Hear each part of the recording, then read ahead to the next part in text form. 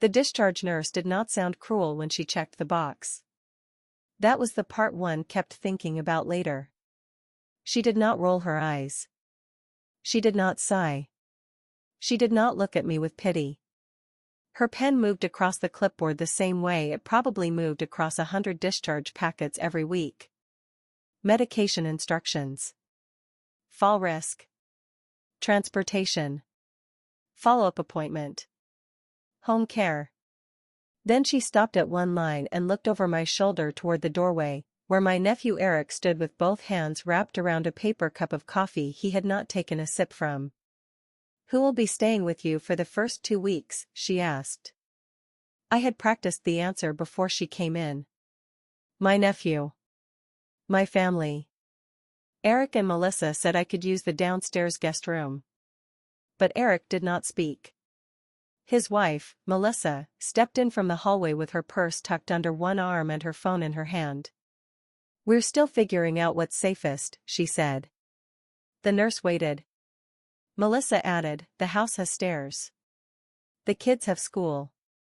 Eric's work is in a difficult quarter. We don't want Nora in a situation where she falls because we're not equipped." I looked at Eric. He looked down into his coffee. The nurse gave a small professional nod, the kind people give when they are trying not to become part of a family problem. "If there is no reliable adult at home," she said, "I have to mark this as no family care available." No family care available. She said it like weather. I was sitting in a hospital wheelchair with my right leg stretched out in front of me, wrapped from thigh to ankle after a knee replacement I had delayed for almost 5 years. My discharge bag was on my lap. Inside it were compression socks, pain medication instructions, a plastic breathing device, and the blue cardigan my sister had bought me the year before she died. Eric was standing 6 feet away. His mother, my sister June, had died when he was 12. His younger brother Matthew had been 8. I had packed school lunches before sunrise, learned the bus routes, signed permission slips, sat in pediatric waiting rooms, bought cleats, drove to science fairs, helped with book reports, and cut the crusts off peanut butter sandwiches because Eric said he hated the scratchy part of bread. And in that hospital office, 25 years later, a stranger had to write that I had no family available while he watched her do it. The nurse turned the clipboard toward me. "Initial here," she said softly. My hand did not shake. I remember that clearly because I wanted it to. I wanted some visible sign that the sentence had landed somewhere inside me and left damage. But my hand stayed steady. I initialed beside the line that said "No family care available." Melissa exhaled as if a practical matter had been handled. Eric finally looked up, and for one quick second, he had the face of the boy who used to stand in my kitchen doorway after a nightmare, too old to ask for comfort and too young to pretend he did not need it. "Aunt Nori," he said. That was all. Not "she has family." Not "wait." Not "we can figure something out." Just the old nickname, used too late. I handed the clipboard back. The nurse tucked it into the folder, and the folder into the packet, and the packet into the paper bag that would go with me to Maple Ridge Transitional Care, a place with green carpet, vinyl recliners, and a name designed to sound less lonely than it was. Melissa said, "This will be better, Nora. Professionals know what they're doing." I nodded because nodding was easier than asking why. After 25 years of being useful, I had become too complicated to carry for 14 days. The ride to Maple Ridge took 26 minutes. I know because I watched the clock on Eric's dashboard the whole way. Melissa had gone ahead in her own car because she had a conference call at 2. Eric drove me in silence, one hand at 12 o'clock, the other tapping the turn signal every time we changed lanes. It was late March in Ohio, which meant the snow piles had turned gray but the trees were still bare. The sky looked like wet concrete. Every pothole sent a sharp line of pain through my leg, and every time I inhaled too quickly, I could smell the faint hospital antiseptic still clinging to my sweater. "You okay?" Eric asked after the 5th pothole. "I'm fine. You should take the pain pill when we get there." "I will." He nodded. Good. We passed the Kroger where I used to buy groceries for him and Matthew every Friday after payday. The sign had changed twice since then. The parking lot had been repaved. The old video store next door was now an urgent care clinic. You remember when you lost your retainer in that Kroger trash can? I asked. Eric smiled before he could stop himself. You made the manager help us look. I paid $400 for that retainer. You had gloves in your purse. I had boys in my house. Of course I had gloves in my purse. His smile faded as quickly as it came. I knew why. Memory had walked too close to the present and made him uncomfortable. He cleared his throat. Melissa didn't mean it the way it sounded. I kept my eyes on the road. She's just overwhelmed, he said. We both are. The house is crazy right now. Lucas has finals coming up. Harper's dance schedule is insane. The guest room is full of boxes from the basement because of the water leak. And with your walker and the bathroom. Eric. He stopped. You don't have to explain. He looked relieved, which hurt worse than if he had looked guilty. That had always been my mistake with Eric. I made it easy for him to be spared. I stepped in before he had to finish uncomfortable sentences. I changed the subject before he had to admit selfish things out loud. I told him I understood until understanding became something he expected from me instead of something he offered back. When we pulled up to Maple Ridge, he parked under the covered entrance and came around to help me out. The building looked like a converted hotel, 3 stories of beige siding and narrow windows. Someone had planted 2 pots of pansies beside the automatic doors, though the flowers had already slumped from the cold. Inside, the lobby smelled like lemon cleaner and reheated soup. A woman at the front desk gave me another clipboard. Name. Date of birth. Insurance. Emergency contact. I stared at that line longer than I should have. Eric stood beside me. I could feel him watching. Put me, he said quietly. I wrote his name. Not because I trusted him to come. Because I did not know who else to put. My room was on the first floor, near the nurse's station. It had a narrow bed with metal rails, a plastic chair, a dresser with 1 drawer that stuck, and a television mounted too high on the wall. Someone had taped a laminated fall prevention checklist beside the door. Eric set my bag on the dresser. You need anything before I go? There were 100 answers to that question. I need you to tell me you were scared and handled it badly. I need you to say Melissa was wrong. I need you to remember that when you were 12 and your mother's funeral was over, you came home with me because your father sat in his truck and could not stop crying. I need you to tell me I am not something you are arranging around. Instead I said, no, honey. I'm okay. He kissed the top of my head the way adults kiss elderly people when they do not want to bend too far. I'll call tonight, he said. He did not call that night. A nurse named Pilar helped me into bed and showed me how to use the call button. She had kind eyes and purple reading glasses on a chain around her neck. When she lifted my leg onto the pillow, pain flashed white-hot behind my eyes. You're doing good, she said. I don't feel like it. Nobody does on the first day. She wrote my medication times on the whiteboard. Hydrocodone at 6. Ice pack at 7. Blood thinner at 9. Physical therapy evaluation in the morning. Under family contact, she wrote Eric Shaw. Then, after a brief hesitation, she put a question mark beside it. I pretended not to see. That first night at Maple Ridge was not terrible in any dramatic way. No one was cruel. No one ignored me for hours. The sheets were clean. The nurses answered the call light. The food was bland but warm. What made it hard was how ordinary it all was. The woman in the room next to mine cried for her husband at 9:30 and again at 2 in the morning. Down the hall, a man kept asking where his dog was. Every few minutes, wheels squeaked past my door. carts, walkers, oxygen tanks, laundry bins. I lay there with my leg throbbing and my phone on the blanket beside me. Eric did not call. Melissa sent a text at 8:14. Hope you're settled. This really is the best place for you right now. Try to rest. I read it twice and set the phone face down. At 9:02, Lucas texted. Dad said you're at a recovery place. Are you okay? I typed, I'm okay, sweetheart. He wrote back, did we do something wrong? I stared at that question until the letters blurred. No, I typed. I'm healing. Go study. 3 dots appeared. Disappeared. Appeared again. Then nothing. Lucas was 14. He had Eric's soft brown eyes and Melissa's careful posture.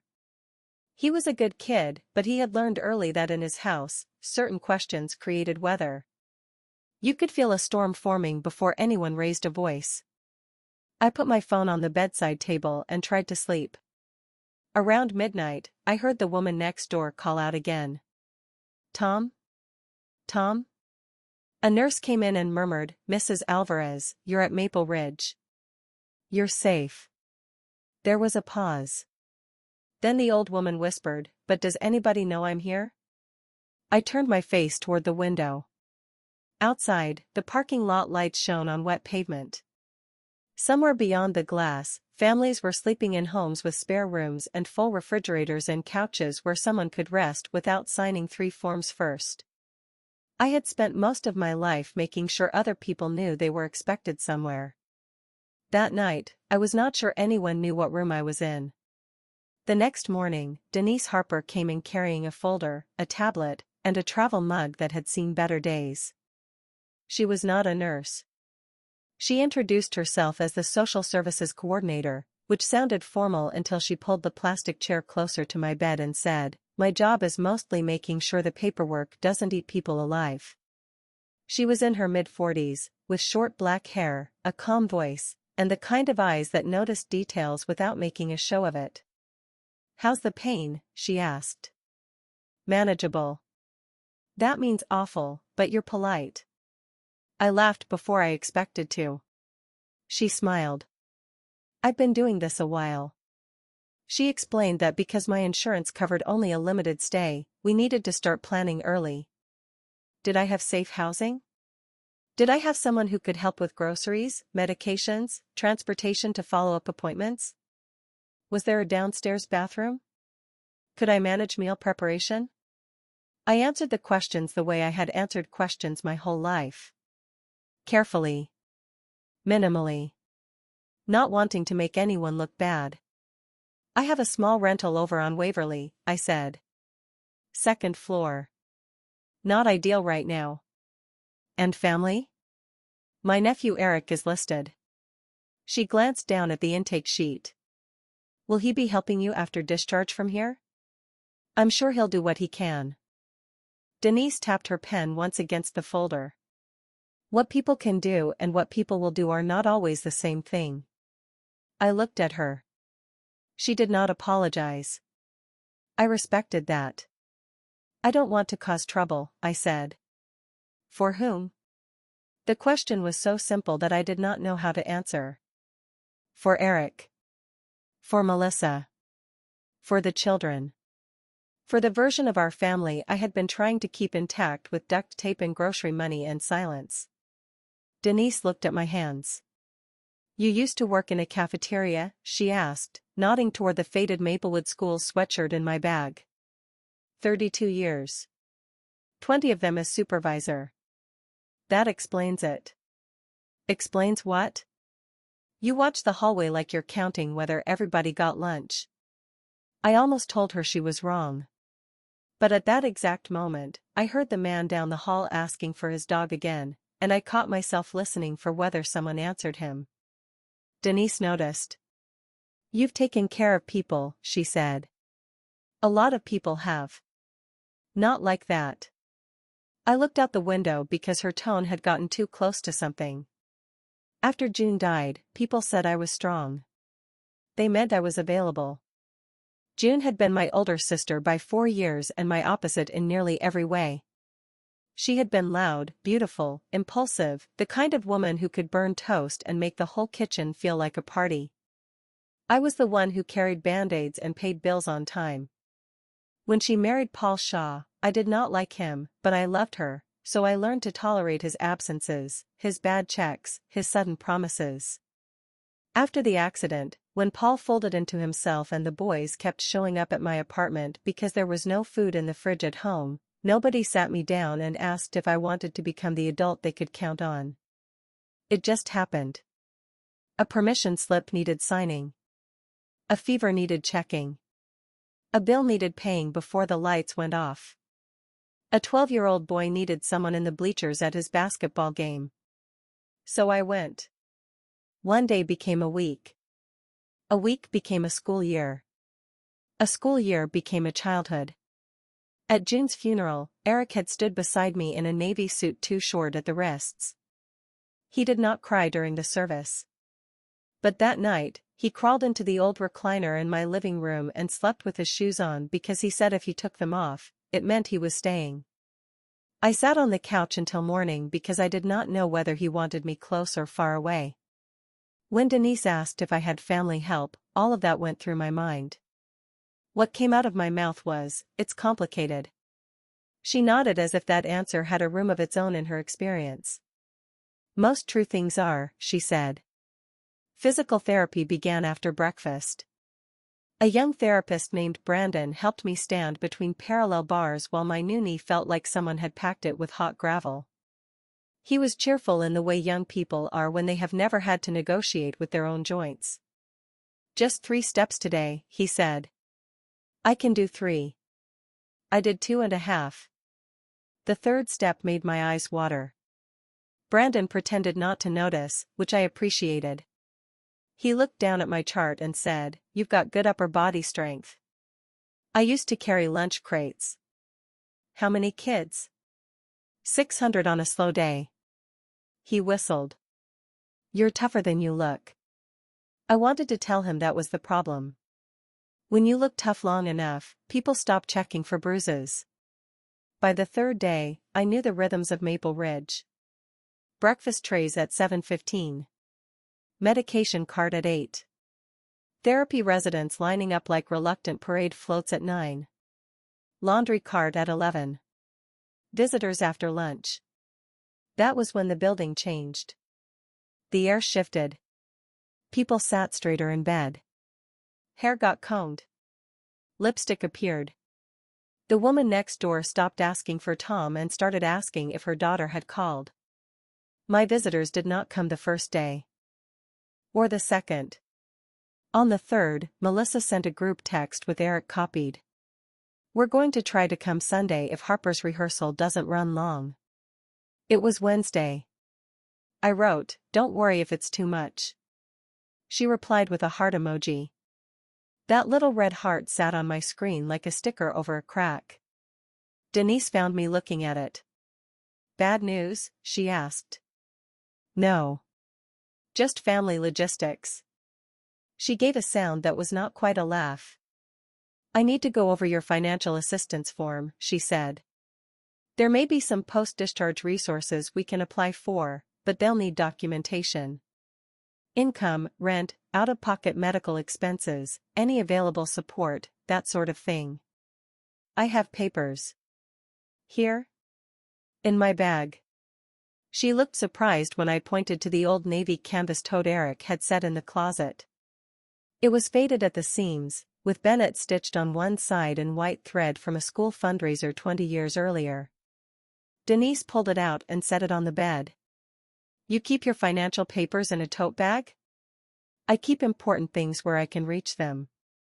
The first thing she took out was my Social Security benefits letter. The second was my Medicare supplement card.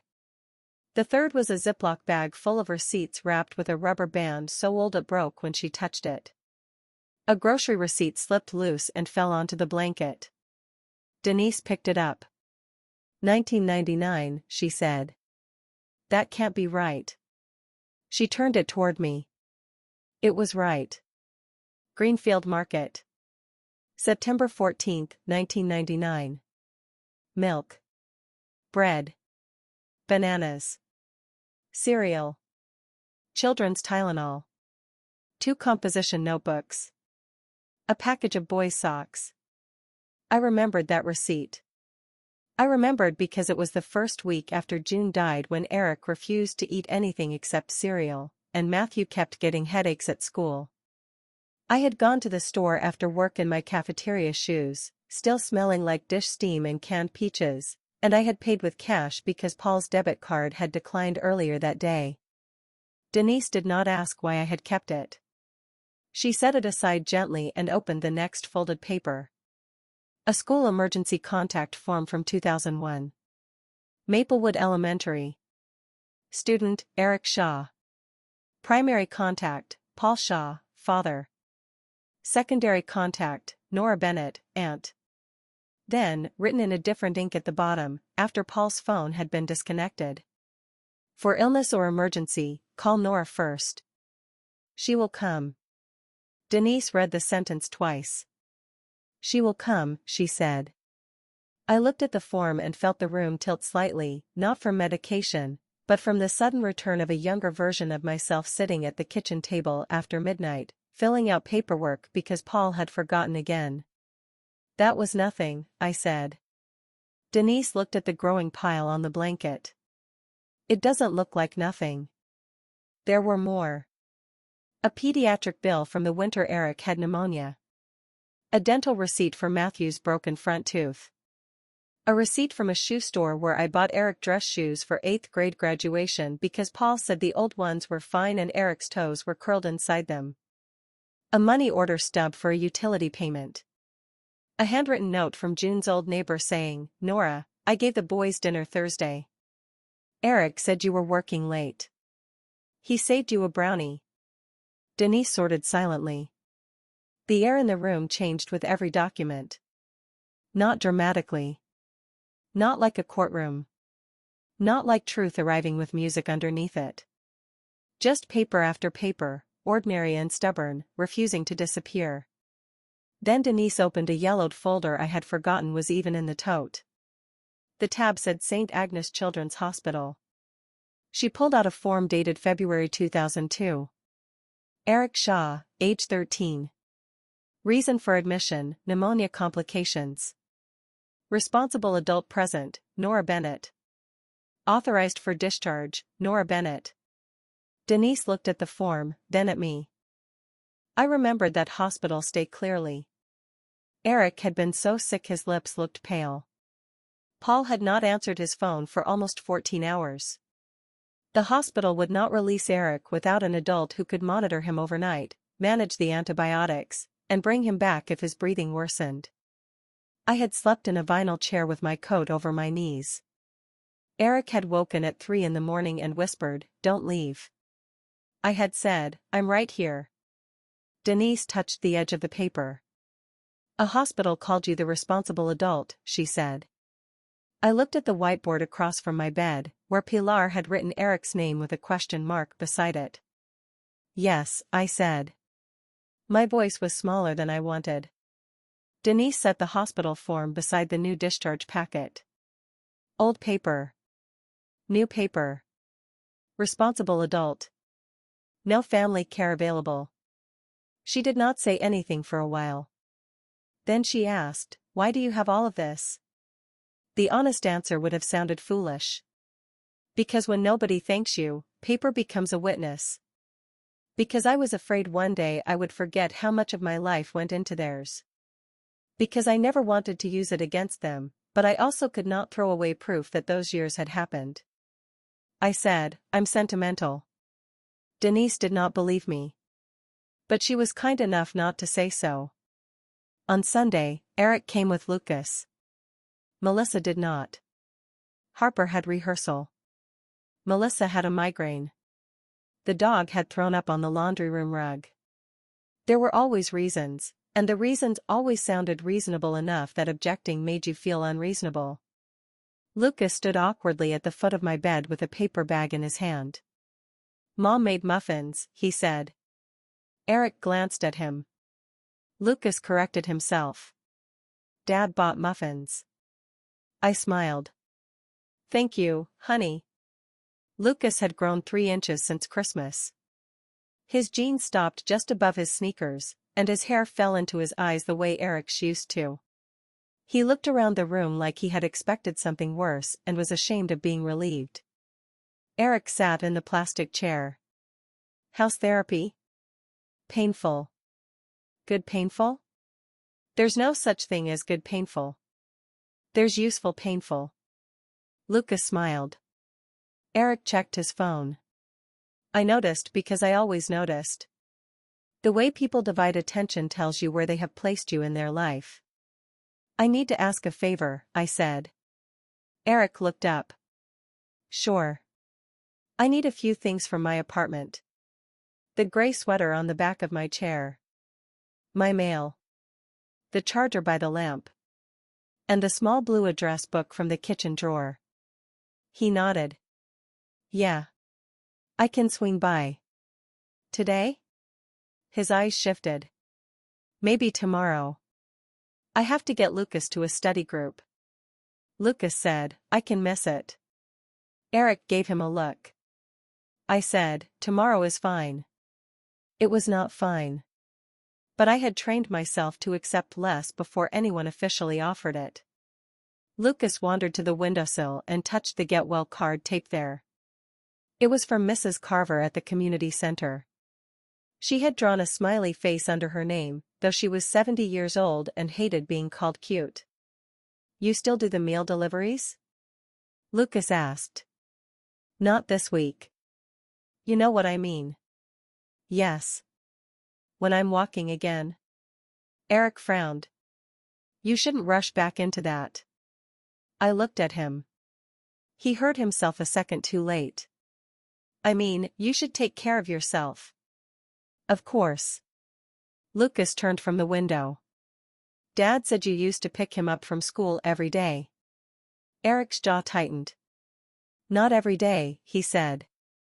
I said, most days. Lucas looked between us. Why? Eric answered before I could. Because Grandpa Paul was working weird hours. That was generous. Paul had worked weird hours when he worked. He had also disappeared for 3 days once and come back with a sunburn and a story about helping a friend move a boat. But I had spent years not saying true things about him in front of his children, and the habit remained. He had a hard time after your grandmother died, I said.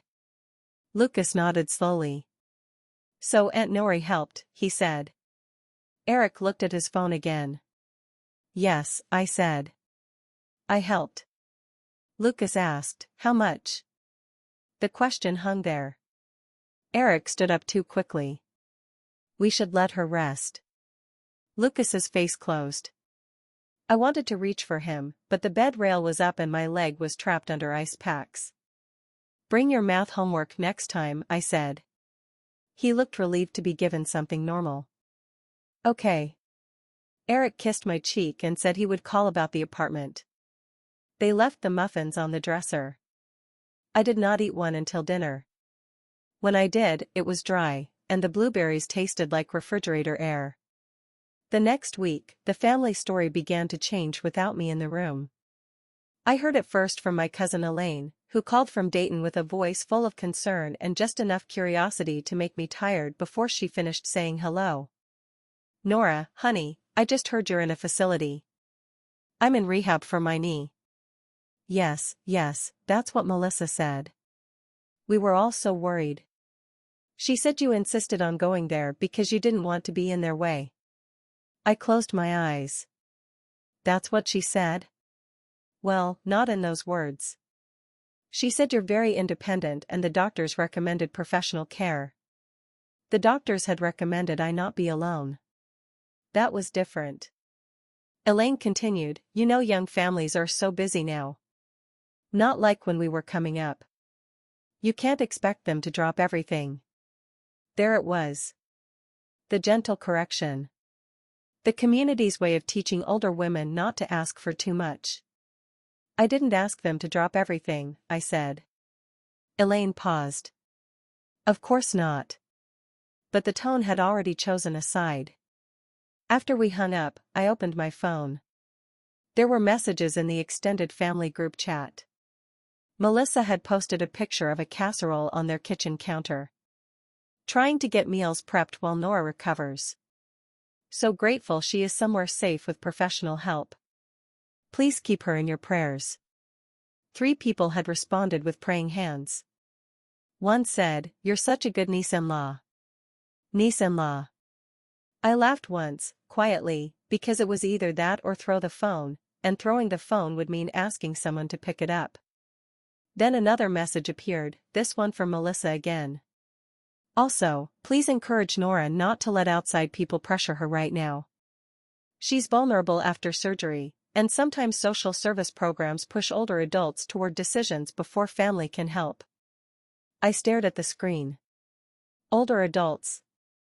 Outside people. Family can help. The same family that had stood in a hospital room while a nurse checked no family care available was now warning others that strangers might take advantage of me. My cousin Elaine replied first. That's scary. Nora, please be careful. Then my cousin's daughter wrote, people target women who live alone.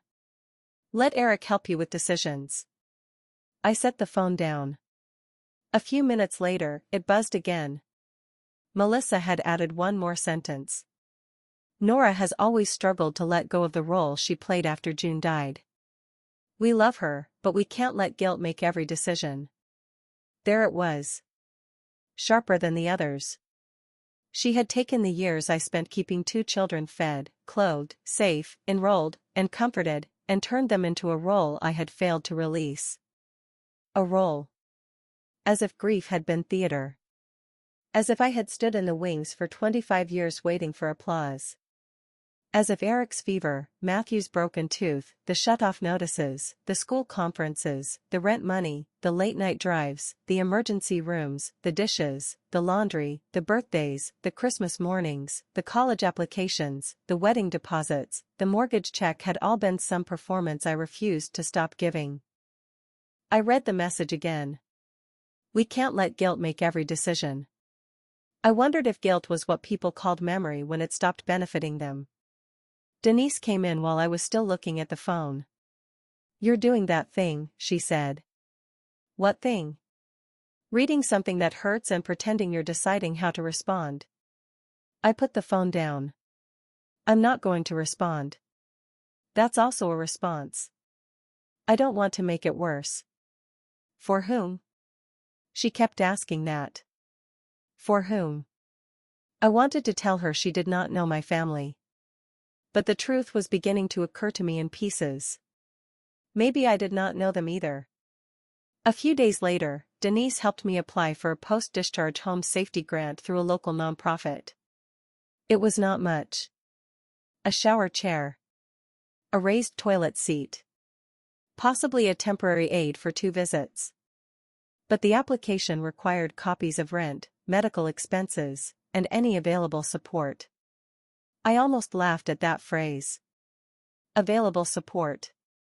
Support, I had learned, was often available in stories people told about themselves. Less available when someone needed a ride on a Wednesday. We spread the documents across the small table by the window. My current bills on one side. Old family records on the other. Denise kept trying to separate them, and I kept knowing which pile they belonged in before she did.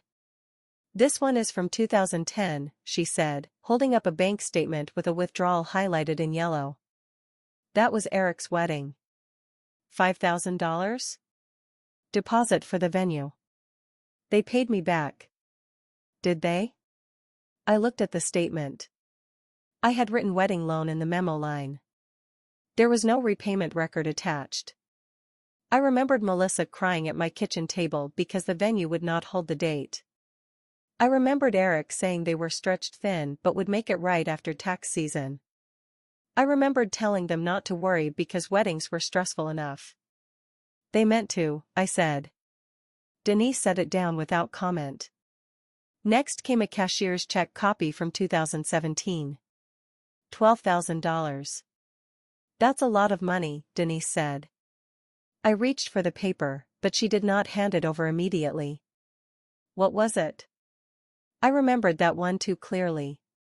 Eric and Melissa had bought their house 2 years before, a split level in a good school district with a maple tree out front and a finished basement Melissa called the kid zone. Then Eric had switched jobs, their escrow payment had jumped, and suddenly they were behind. Eric called me from his car, voice low. Aunt Nori, don't tell Melissa I'm asking, but we might lose the house. I had driven to the credit union the next morning and withdrawn money from the retirement account I had been afraid to touch. It was temporary, I told Denise. For the mortgage? They had children. So did you. No, I didn't. Denise looked at me then. You did everything but get the title. The words landed sharply. Not because they were cruel. Because they were precise. I had always corrected people when they called Eric and Matthew my boys. They're my nephews, I would say. As if the technical truth protected me from wanting too much. As if aunts were not allowed to bleed in the same places mothers did. That afternoon, after Denise left, I asked Pilar to hand me the canvas tote. I waited until the hallway quieted, then reached into the side pocket where I kept an envelope I had not shown anyone. Inside was the deed to the duplex on Rowan Street. 2 units. One upstairs, one downstairs. White siding, blue shutters, a crooked little porch, and plumbing that complained in winter. I had bought it 11 years earlier, when the neighborhood was still cheap and my knees were only beginning to ache. I rented the upstairs to a widowed mail carrier named Mr. Alvarez, who paid on time and fixed small things without asking. The downstairs had been vacant for months because I had been slowly repairing it myself until my knee stopped cooperating. I had a plan for that downstairs unit. Not an official plan. Not something I had told Eric. More like a future I kept folded in my mind. Lucas would be older soon. College was expensive. Housing was worse. If he went to community college nearby or took classes at the university satellite campus, he could use the downstairs apartment. He could have privacy and safety and a place to land without his parents turning every choice into a performance review. I had even painted the bedroom blue-gray because he once said he liked the color of the sky before a storm. There was a box in the closet with dishes, towels, a lamp from Target, and a note I had started writing. Lucas. When your dad was your age, he thought asking for help meant he had failed. I hope nobody teaches you that. This room is here because everyone deserves one place where they do not have to earn the right to rest. I never finished it. After the hospital, I could not look at the room in my mind the same way. Because a room is not just walls. A room says, we made space for you before you arrived. Eric had stood 6 feet away while a nurse wrote that no such space existed for me. The following Friday, Melissa came to Maple Ridge. She wore a camel-colored coat, gold hoops, and the expression of a person arriving somewhere unpleasant for noble reasons. She carried a reusable bag from a bakery I liked. Nora, she said warmly, too warmly. You look so much better. Thank you. She kissed the air beside my cheek and placed the bag on the dresser. I brought lemon scones. That was kind. She sat in the chair and crossed her legs at the ankle. For a few minutes, we talked about my therapy, the weather, Harper's dance competition, Lucas's grades. Her eyes kept moving around the room, taking inventory of my condition, the cards on the windowsill, the papers on the table. Finally, she leaned forward. Eric mentioned you needed some things from your apartment. I did. He hasn't had time. She gave a sympathetic smile. He's been drowning at work. I know. And honestly, Nora, I think part of him feels terrible. He worries you're upset with him. He could ask me. She blinked. The directness surprised both of us.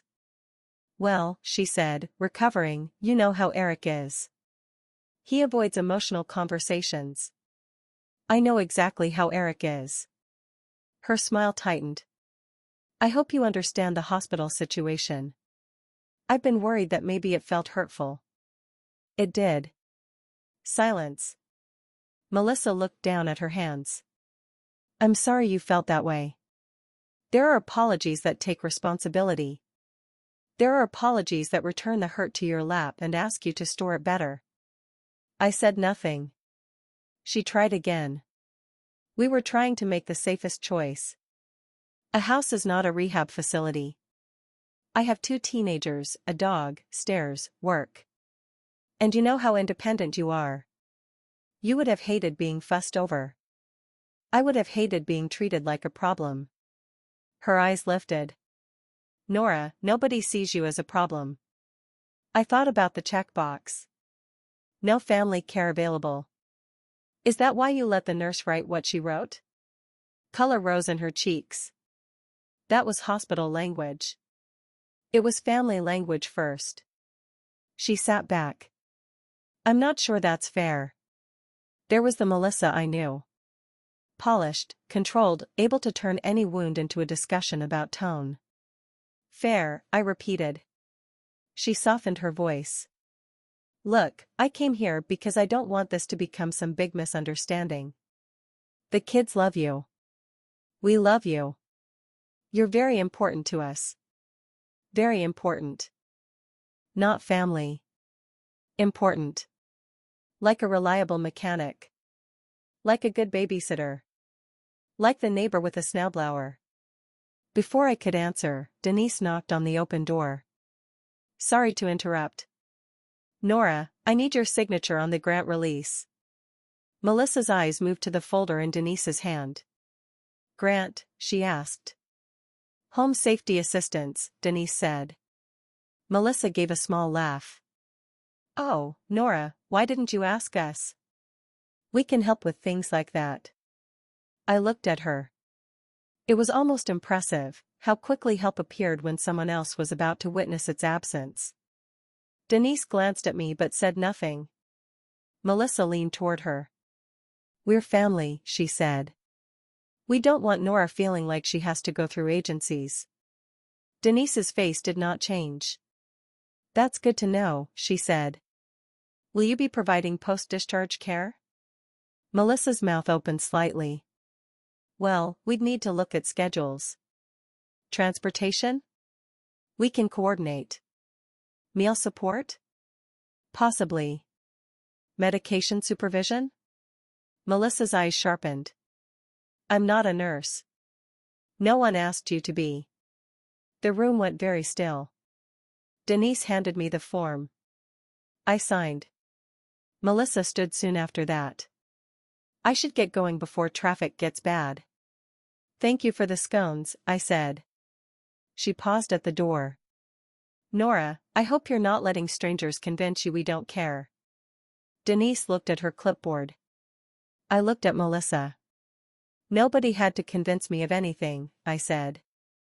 I was in the room. Her face hardened for half a second, then smoothed. After she left, Denise shut the door halfway.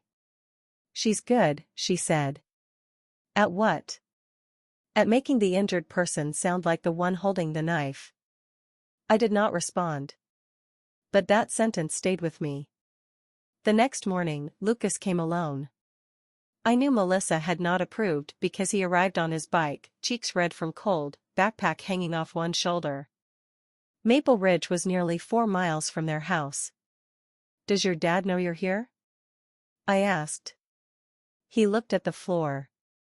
Lucas. I told him I was going to Tyler's. I closed my eyes. You can't lie to your parents to visit me. I didn't want them to make it weird. It already is weird. He smiled a little, then sat in the chair. For a minute, neither of us spoke. Then he pulled a book from his backpack. The Mouse and the Motorcycle. The cover was bent. The spine had been taped twice. You gave this to me, he said. I remember. You wrote inside it. He opened the front cover and handed it to me. To Lucas, who notices small things. Keep doing that. Love, Aunt Nori. He watched me read it. Did you write stuff in Dad's books too? Sometimes. Do you still have them? A few. Mom said you keep too much old stuff. I gave the book back. Your mom likes clean drawers. She said you use old stuff to make people feel guilty. There it was, delivered in a child's voice because adults often send their most honest accusations through doors they do not want to open themselves. I took a breath. Do you feel guilty when you see old things? He shook his head. I feel like there's stuff nobody told me. That was the difference between Lucas and his parents. He still believed missing information mattered. What do you want to know? I asked. He stared at the book. Were you like Dad's mom? I could have corrected him. I should have, maybe. Instead I said, I was his Nora. Lucas thought about that. Is that more or less than a mom?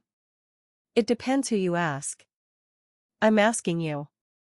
The hallway outside my room filled with the sound of lunch carts. I remembered Eric at 14, angry all the time, slamming doors because grief had nowhere else to go. I remembered sitting outside his bedroom with a plate of toast he refused to eat. I remembered him whispering through the door, if I forget her voice, does that mean I didn't love her enough? I told Lucas, it was not less to me.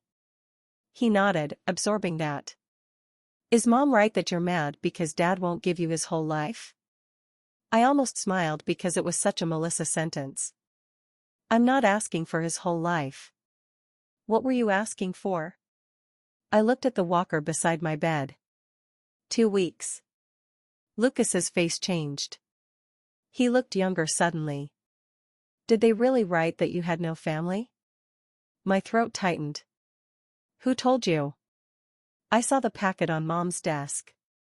She was trying to figure out if insurance would pay more days. Of course she was. Yes, I said. They wrote that. But Dad was there. I looked at his face and saw the first real crack in the story his parents had given him. Yes, I said. He was. Lucas looked down at his shoes. When he spoke, his voice had changed. I'm sorry. You didn't do it. I know. But I'm still sorry. That was the first apology I received from anyone in that family. It came from a boy who had not been responsible. I carried it carefully. A week later, I left Maple Ridge. Not to Eric's house. Not to my second-floor apartment. To the duplex on Rowan Street. Denise drove me because she said she had a site visit nearby, which may have been true and may have been kindness disguised as scheduling. She helped me out of her car and stood behind me while I unlocked the downstairs door. The unit smelled like fresh paint, old wood, and the faint lemon oil I had used on the kitchen cabinets before surgery. Sunlight came through the front windows and landed in rectangles on the floor. The living room was small but bright. The bathroom had grab bars now, installed by Mr. Alvarez from upstairs after Denise called in a favor from the community center handyman. You did all this? Denise asked. Slowly. The hallway was narrow but manageable with the walker. The bedroom faced the backyard, where the old swing still hung from the maple tree. I had meant to remove it years ago, but every time I looked at it, I remembered Lucas at 7, pumping his legs furiously while Harper shouted that it was her turn. Denise set my bag on the bed. This is a good place, she said. Yes. Are you planning to stay? I looked around the room. The blue-gray walls. The new lamp still in its box. The folded towels I had bought for someone else's future. I don't know yet. She studied me. Who was it for? I did not ask how she knew. Lucas, I said. Denise nodded. Does he know? No. Do Eric and Melissa? No. Good. I looked at her. She smiled slightly. Information has timing, she said. That afternoon, after Denise left, I sat in the bedroom and opened the closet. The box was still there. Dishes. towels, a desk lamp, a small toolkit, a set of sheets with navy stripes because Lucas hated white sheets and said they looked like hotels. At the bottom was the unfinished letter. I read the first line. When your dad was your age, he thought asking for help meant he had failed. I folded it again.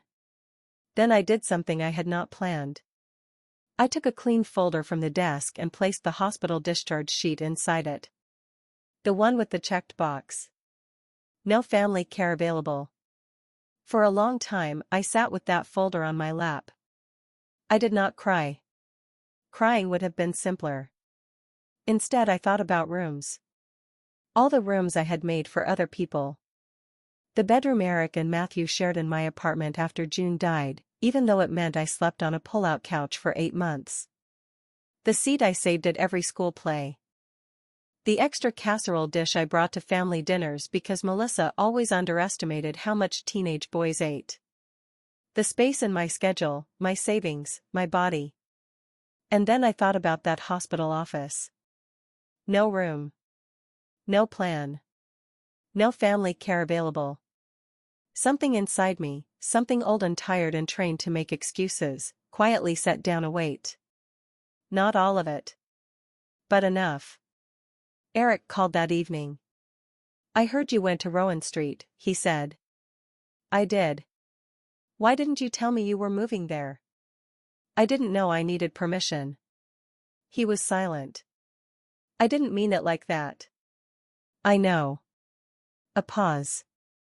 Melissa says the place isn't safe for you alone. Melissa hasn't been here. She's worried. That's new. I heard him inhale.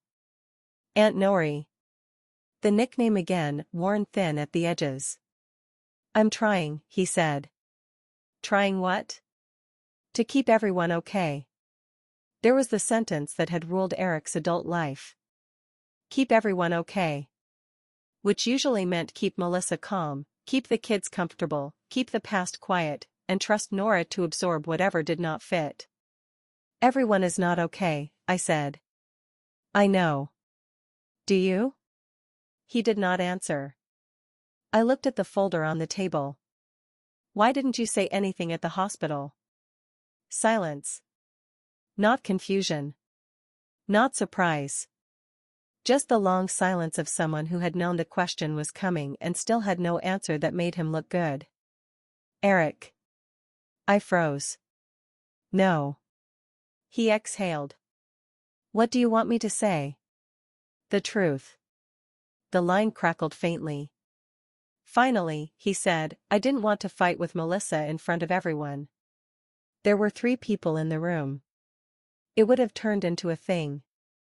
It was already a thing. It was my discharge plan. I know. You let them write that I had no family. His voice dropped. I know. The admission should have satisfied me more than it did. Instead it opened another door. Was it true for you? I asked. What? Am I family when it costs you something? He made a sound like I had hit him. That's not fair. I looked out the window at the backyard swing moving slightly in the wind. Fair. They used that word often when they wanted my pain to become more balanced, less inconvenient. I'm not asking what's fair, I said. I'm asking what's true. He did not answer. By then, I knew enough to stop filling silence for him. After we hung up, I took out the unfinished letter to Lucas and placed it in a drawer. Not thrown away. Not delivered. Just no longer waiting on the bed. The community center stood in an old brick building that had once been a fire station. The garage doors were gone, replaced by wide windows where children taped paper snowflakes in winter and paper flowers in spring. The kitchen had industrial ovens, one unreliable dishwasher, and a refrigerator that hummed like a lawn mower. I had volunteered there for 12 years. At first, it was just meal prep after retirement. I needed somewhere to go in the mornings when school cafeterias no longer needed me and my apartment felt too quiet. Then Mrs. Carver asked if I could help with delivery routes for homebound seniors. Then someone needed rides to doctor appointments. Then someone else needed help filling out Medicare forms. Then a widower named Mr. Jenkins needed someone to sit with him at the bank because he was afraid of signing the wrong thing. Need has a way of recognizing women who do not say no quickly enough. Mrs. Carver ran the center like a church basement general. She was 70, wore bright scarves, and could shame a city councilman into approving a funding request without raising her voice. When she found out I was at the duplex and not Eric's house, she showed up with soup, a stack of mail, and fury packed into a smile.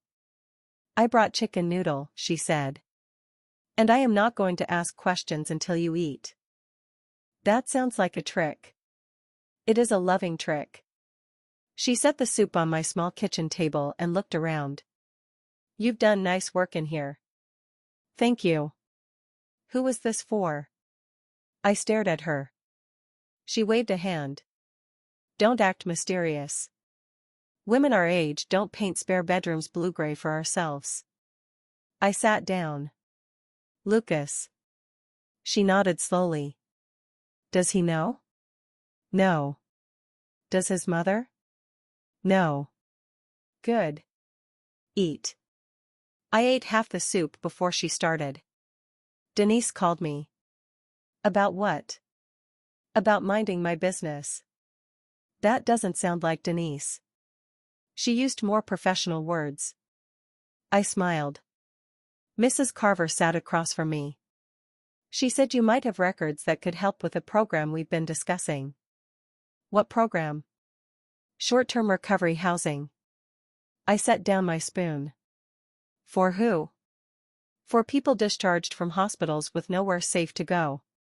Hip replacements, minor surgeries, injuries.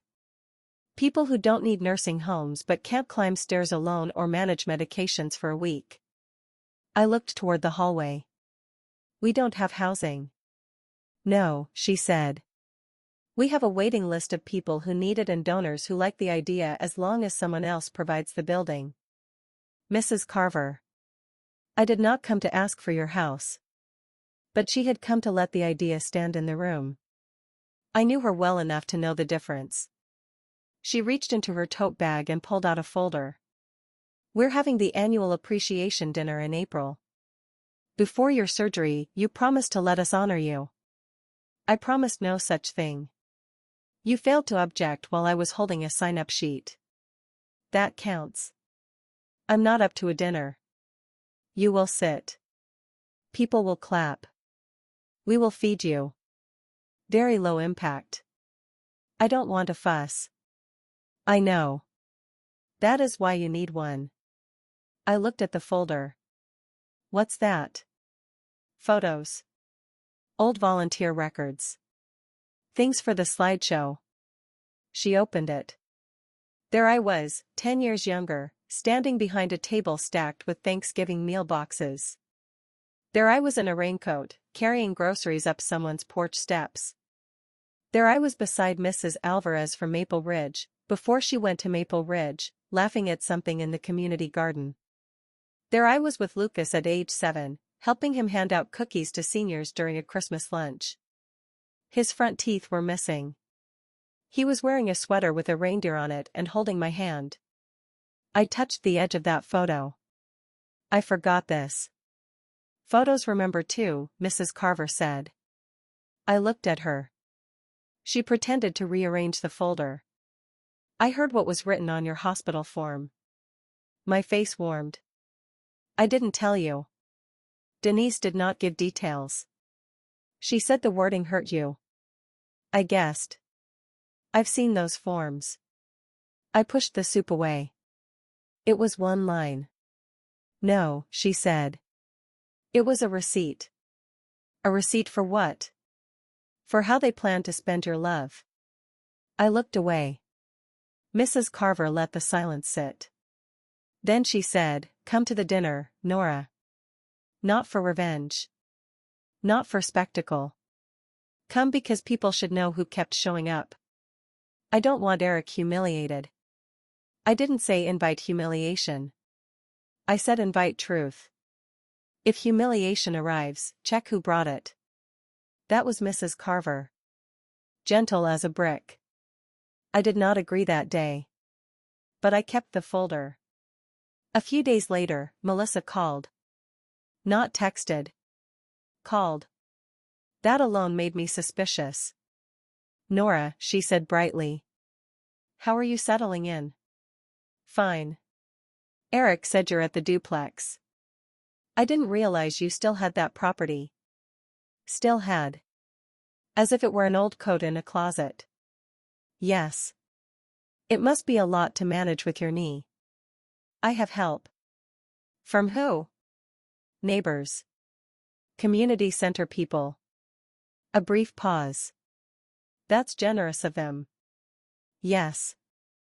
We should talk about that, actually. Eric and I are a little concerned. I shifted in the chair and looked at the folder on my table. About my knee? About people getting involved while you're vulnerable. People. You know what I mean. Social workers, nonprofits, community people. Sometimes they have their own agendas. I almost laughed. When I was alone in a rehab room, Melissa trusted professionals. Now that professionals might help me make choices without her, they had agendas. What agenda do you think Denise has? I'm not accusing anyone. I just think family should be part of major decisions. Family was invited to be part of discharge. That quieted her. Only for a moment. Nora, I know you're hurt. But you can't let one difficult afternoon rewrite years of relationship. I looked at the hospital form again. The check mark was small. Almost delicate. It didn't rewrite them, I said. It translated them. She did not like that. I don't want this to become dramatic. You keep saying that when I say true things. Nora. What major decision are you worried about? I heard from Lucas that the downstairs unit has been fixed up. Of course. Lucas had not meant harm. Children mention rooms. Adults hear assets. It has. Well, that's wonderful. And it got Eric and me thinking. Lucas will be driving soon. College is not far away. Housing costs are outrageous. Maybe instead of renting to strangers, you could keep it in the family. We could help with maintenance. Eric is good with paperwork. It could benefit everyone. There it was. Not crude. Not greedy on the surface. Just practical. Useful. Packaged as concern. Everyone, I said. Yes. You wouldn't have to manage tenants alone. Lucas could have a safe place eventually. We could make sure you're not taken advantage of. That phrase again. Taken advantage of. I pressed my fingers against the table until the joints ached. Melissa, do you remember the mortgage check? Silence. What? In 2017. $12,000. Eric called me because you were behind. Her voice cooled. That was a private situation. I agree. We paid you back. No, you didn't. Another silence. This one had teeth. I don't have records in front of me, she said. I do. Nora, if this is going to be about keeping score. It isn't. That's why you're uncomfortable. I'm uncomfortable because you're acting like we've used you. I looked around the little kitchen. At the walker by the door. At the unpaid invoices stacked beside the napkin holder. At the bedroom I had painted for a boy whose parents were now discussing its usefulness. I have to go, I said. We're not done talking. I am. I hung up. My hand shook afterward. Not during. After. That was how I knew something had changed. The next day, the family group chat started again. Melissa did not mention the duplex directly. She was too careful for that. Instead, she wrote. Please keep praying for Nora. We're trying to help her make safe decisions, but she has become very attached to outside advisors. It's hard when older relatives feel like family concern is control. Elaine replied with a long message about scams. Another cousin wrote, Nora, nobody is against you. Don't let pride isolate you. Then Matthew, Eric's younger brother, appeared in the chat. Matthew lived in Oregon and called twice a year, usually when he was driving somewhere and wanted to feel like a good nephew for 17 minutes. He had not visited Maple Ridge. He had not sent a card. He wrote, Aunt Nori has always been stubborn. Just let Eric handle it. He's the practical one. I sat at the kitchen table and read that sentence 3 times. The practical one. Eric, who had called me from a parking lot for mortgage money. Eric, who had let Melissa turn my recovery into a scheduling problem. Eric, who was practical because I had spent years absorbing the consequences before they reached him. I placed my phone face down. Then I opened the canvas tote. I took out the 2002 hospital form. Responsible adult present, Nora Bennett. I placed it beside the 2024 discharge form. No family care available. Then I took a photo of both papers. My thumb hovered over the family group chat. I could have sent it. I could have written one sentence. Hospitals used to know who came. It would have landed. It would have silenced them. It might have even felt good for 30 seconds. But I did not send it. Not because I was protecting them. Because I was no longer willing to turn my life into evidence for people committed to misunderstanding it. I sent the photo to Denise instead. She replied 2 minutes later. That belongs in the story someday. Not as a weapon. As a hinge. I did not know what she meant then. 2 nights later, Matthew called. I almost did not answer. When I did, the first thing I heard was road noise. He was driving, of course. Aunt Nori, he said, too brightly. How's the knee? It bends when it wants to. He laughed, relieved to be allowed humor. That sounds like you. I said nothing. He cleared his throat. Listen, I just wanted to check in. Things seem tense in the chat. Do they? Come on. You know how everyone gets. Melissa can be a lot, but she's trying to protect Eric. He feels terrible. I know. And you know, from the outside, it kind of looks like the community center people are getting involved in family stuff. They helped me when family did not. He was quiet. I'm not saying nobody made mistakes. No. You said Eric was the practical one. He sighed. That was probably not the right wording. What would be the right wording? I just mean he's there. I'm far away. He has to deal with things. There it was again. Deal with things. As if I had not dealt with things for half my life while men explained why they could not. Matthew, I said, do you remember breaking your tooth on the playground? He laughed weakly. Kind of. You were 8. Paul was supposed to pick you up from school, but nobody could find him. The nurse called me at work. I left during lunch service. You had blood down your shirt and kept asking if your mother would be mad. He stopped laughing. I took you to Dr. Kessler on Maple Street. He said the tooth could be repaired if we handled it quickly. I paid $640 that afternoon. I had $83 in checking until payday.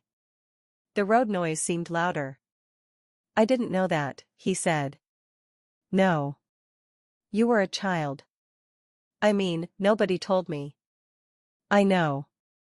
He was quiet for a long time.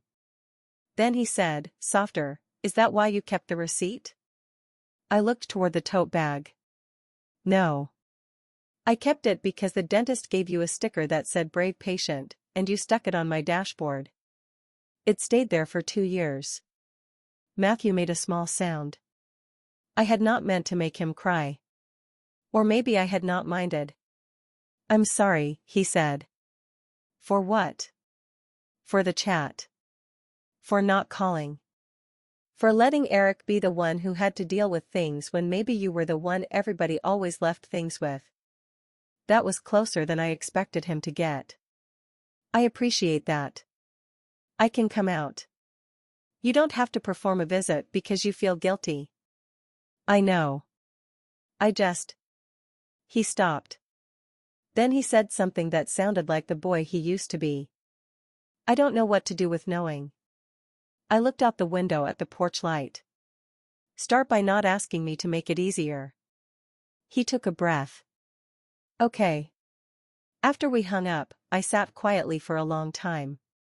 Sometimes an apology does not repair a relationship. Sometimes it only proves the damage was real. The appreciation dinner was held on the second Saturday in April. By then, I could walk short distances with a cane, though Denise insisted on picking me up because she said the parking lot was uneven and pride did not count as a mobility device. The community center had been transformed with white tablecloths, strings of small lights, and mason jars full of tulips. The kitchen smelled like roast chicken, coffee, and the yeast rolls Mrs. Carver bought from the bakery on Main Street because she said life was too short for bad bread. I wore a navy dress I had not worn since a school retirement banquet, with flat shoes and the pearl earrings June left me. My knee hurt before we even entered the building, but I did not say so. Inside, people called my name from every direction. Mr. Jenkins waved from a table near the front. Mrs. Alvarez's daughter hugged me and said her mother still remembered my lemon cookies. The twins from the after-school program, now tall and embarrassed by affection, told me they had both made honor roll. I was not prepared for how it felt to be greeted by people who had no reason to manage my feelings. They were simply glad I was there. Eric arrived 10 minutes before dinner with Melissa, Lucas, and Harper. Melissa wore a pale green dress and the careful smile she used for school fundraisers. Eric looked tired. Lucas saw me from across the room and lifted his hand. Harper, who was 12 and mostly occupied by her own reflection these days, came over and hugged me quickly. Your cane is kind of cool, she said. Thank you. Can I put stickers on it? Absolutely not. She grinned and ran back to her seat. Melissa approached with a plate in her hand as if she had been helping all evening. You look lovely, she said. Thank you. She glanced around the room. This is a nice turnout. It is. So many people care about you. The sentence sounded like praise. It also sounded like discovery. During dinner, Mrs. Carver gave a short speech about the center's year. Meals delivered. Rides provided. Forms filed. Repairs made. Children tutored. Seniors visited. She spoke the way she always did, with humor covering steel. Then the lights dimmed for the slideshow. I felt my stomach tighten. Denise sat on one side of me. Lucas had quietly moved to the other. The first photos were general. Volunteers in hairnets. Kids planting tomatoes. A Christmas toy drive. Mr. Jenkins dressed as Santa, looking more alarmed than jolly. Then my face appeared. A younger Nora in a cafeteria apron, handing Thanksgiving meals across a folding table. People clapped. Another photo. Me in the community van. Another. Me sitting beside a hospital bed, reading mail to someone whose hands were too shaky. Another. Me carrying groceries up icy steps. Another. Me with Lucas at the Christmas lunch, his small hand tucked in mine. Lucas leaned closer to the screen. I remember that, he whispered. Melissa, at the table behind us, did not speak. Then Mrs. Carver returned to the microphone. Most of you know Nora Bennett from our kitchen, our delivery routes, our forms table, our holiday drives, or because she has shown up on your porch with soup and acted like it was no trouble. Soft laughter moved through the room. She hates being thanked publicly, which is why we waited until she was recovering from surgery and could not escape quickly. More laughter. I shook my head, but I was smiling. Mrs. Carver lifted a folder. When we started preparing tonight, we found something in our archives from a school family outreach program 23 years ago. Back then, the community center partnered with Maplewood Elementary to support families after loss, illness, or sudden hardship. I felt Lucas turn toward me. Eric's chair shifted behind us. Mrs. Carver continued, the form asked each child to list the adult they trusted to come if there was an emergency. She paused. This one belonged to Eric Shaw. The screen changed. A scanned form appeared, enlarged enough for everyone to read. Maplewood Elementary Family Support Intake. Student, Eric Shaw. Trusted adult to contact first, Nora Bennett. Relationship, family. Reason, she comes when I call. The room went quiet. Not silent in a theatrical way. Quiet the way people become when they realize they have been handed something tender and should not drop it. I stared at the screen. That handwriting was Eric's. Not mine. He would have been 12 or 13, letters uneven, pressing too hard with the pencil. She comes when I call. I had never seen that form. I did not know children had been asked that question. Beside me, Lucas stopped moving entirely. Behind me, I heard Melissa whisper, "Oh my God." I did not turn around. Mrs. Carver's voice softened. We keep records for funding. Sometimes bureaucracy accidentally preserves love better than memory does. A few people wiped their eyes. I could feel Eric behind me, but I did not look. Because on that screen was the answer to a question I had been afraid to ask for 25 years. Had it mattered to him?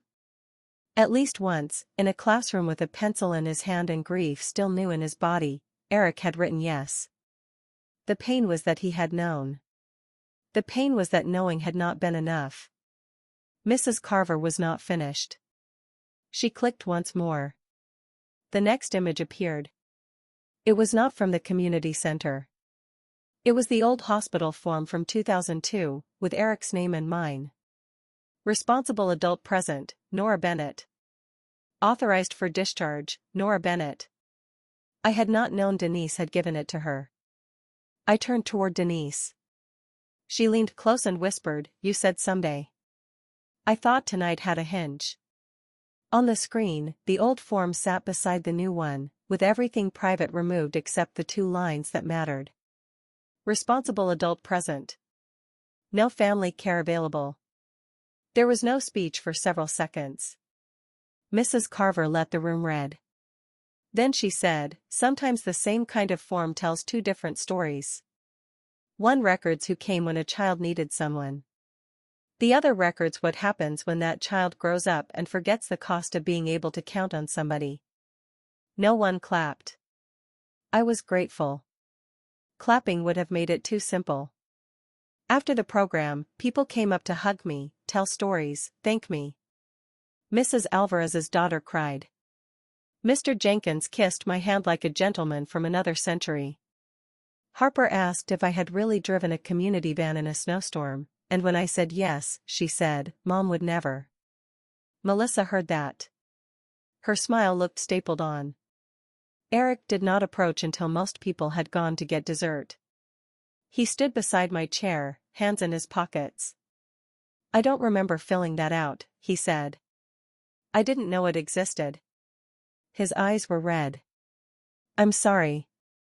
The words were simple. I wanted them to be enough. For a moment, looking at him under the soft string lights, I could almost see the boy from the form. The one who still believed coming when called was the same as family. Melissa appeared beside him before I could answer. That was very moving, she said. Her voice was controlled, but something underneath it trembled. It was. She looked toward the front of the room where Mrs. Carver was collecting papers. I wish someone had warned us they were going to put Eric's childhood records on a screen. Lucas stiffened beside me. Eric said, Melissa. No, I'm serious. That was private. Emotional manipulation is still manipulation even when people clap. Denise, standing nearby with a coffee cup, went very still. I looked at Melissa. You think that form manipulated people? I think it created a certain impression. What impression? That we don't appreciate you. Do you? Her face flushed. This is exactly what I mean. Everything becomes a loyalty test. I heard echoes. You're making this dramatic. You're keeping score. You're letting strangers influence you. Different sentences. Same wall. Eric rubbed his forehead. Can we not do this here? Melissa turned on him. We wouldn't have to do it here if your aunt wasn't letting people parade old forms around like evidence. Lucas stood up. She didn't let anyone do anything. She didn't even know. Melissa looked at him sharply. Lucas, sit down. No. It was not loud. That made it stronger. Several people nearby had stopped pretending not to listen. Melissa's eyes darted around the room. Reputation calculation moved across her face like a shadow. She lowered her voice. We are leaving. Lucas looked at me. I gave the smallest shake of my head. Not because I wanted him silenced. Because I knew what it cost a child to become the adult in the room too early. He sat, but his hands were clenched. Eric said, Melissa, go start the car. I'll be out in a minute. She stared at him. For once, he did not look away. She left. Eric remained. I should have spoken up at the hospital, he said. Yes. I should have brought you home. Yes. I should have told Melissa no. I looked at him. He swallowed. I don't know why I didn't. Yes, you do. His eyes filled. I was tired. I waited. And I knew you'd forgive me before she would. There it was. Not the whole truth, maybe. But a true piece of it. The kind that cut because it was not trying to defend itself. I nodded once. Eric wiped his face with the heel of his hand. I hate that I just said that. I hate that it's true. He flinched. I'm sorry, Aunt Nori. I believe you. His shoulders sagged with relief. I held up one hand. Believing your apology is not the same as putting myself back where you can do it again. He looked at me then, really looked, and I saw him understand that apology was not a key. It was only a knock. Outside, Melissa honked the horn. Once. Sharp and short. Everyone in the room heard it. Eric closed his eyes. Lucas whispered, don't go. But Eric went. That night, when Denise dropped me home, the duplex looked different. Not because anything had changed. Because I had. The downstairs windows glowed from the lamp Mr. Alvarez had left on. The porch rail needed sanding. The flower bed was mostly weeds. The old swing creaked in the wind. It did not look like an inheritance. It looked like work. It looked like possibility. Inside, I took off my shoes, set my cane against the wall, and placed the community center program on the kitchen table beside the hospital discharge form. 2 pieces of paper. One said no family care available. One said relationship, family. Both were official records. Both were true in the way records are true, limited, incomplete, but hard to argue with once written down. I slept badly and woke before dawn. At 6:30, I called Mrs. Carver. She answered on the second ring. Are you in pain? Yes, but that's not why I'm calling. Good. Pain makes people honest. Go on. I looked down the hallway toward the blue-gray bedroom. I want to talk about the recovery housing idea. She said nothing for a moment. Then, softer than I had ever heard her, are you sure? No. That's a better answer than yes. I don't want to donate the whole property. Not now. But the downstairs unit, maybe we could start with 1 room. 1 person at a time. Short stays. After surgery. People who don't need medical care but need not to be alone. Mrs. Carver was quiet. I could hear her breathing. You understand what you're offering? I think so. It will be work. I know. Paperwork. Insurance. Liability. Background checks. Volunteers. City inspections. Hospital partnerships. Funding. I said one room, not paradise. She laughed, but there were tears in it. What would you call it? I looked at the hospital form. The phrase still hurt. But it no longer felt like a verdict. It felt like an instruction. The Bennett rooms, I said. Not because that sounds grand. Because it sounds like somewhere a person could be expected. Mrs. Carver did not speak for a few seconds. Then she said, I'll bring coffee. The next 2 months were not a montage. They were forms, arguments, delays, inspections, and more humility than I wanted. The city inspector came on a Tuesday morning and stood in the bathroom doorway with a clipboard tucked against his stomach. Doors too narrow for walker access, he said. I got through it. You turned sideways and prayed. Mrs. Carver, standing behind him, said, that counts as access in some churches, not with the city. The inspector was not unkind. That almost made it more frustrating. He explained clearances, grab bar heights, smoke detector placement, emergency exit markings, flooring transitions. Every requirement made sense. Every requirement cost money. The nonprofit's insurance carrier wanted written procedures. Who would screen guests? Who would confirm they were medically stable? Who would handle medication reminders? Who would document incidents? Who would be on call overnight? Who would decide when someone had to leave? That last question kept me awake. I had built the Bennett rooms because I knew what it felt like to be sent away by people who could make it sound reasonable. Now I had to create policies that might someday require me to tell someone, gently but firmly, that we could not be the place they needed. Denise sat at my kitchen table one afternoon with a legal pad and said, compassion without boundaries turns into another woman collapsing. I don't like how accurate that is. Good. Accuracy saves programs. Gail, the retired nurse who refused titles, agreed to volunteer twice a week but only if we promised not to introduce her as a nurse at every event. I retired, she said. I did not die, and I did not become a brochure. Mr. Alvarez repaired the porch rail and refused payment. Brandon from Maple Ridge came by on a Saturday to advise on safe transfer heights and told me my own gate still needed work. A hospital discharge planner named Carol liked the idea until she saw the paperwork and said, hospitals love community solutions right up until someone asks who is liable. Mrs. Carver brought coffee to that meeting and left with Carol's direct number, 2 sample forms, and a promise that we could start with one carefully screened referral.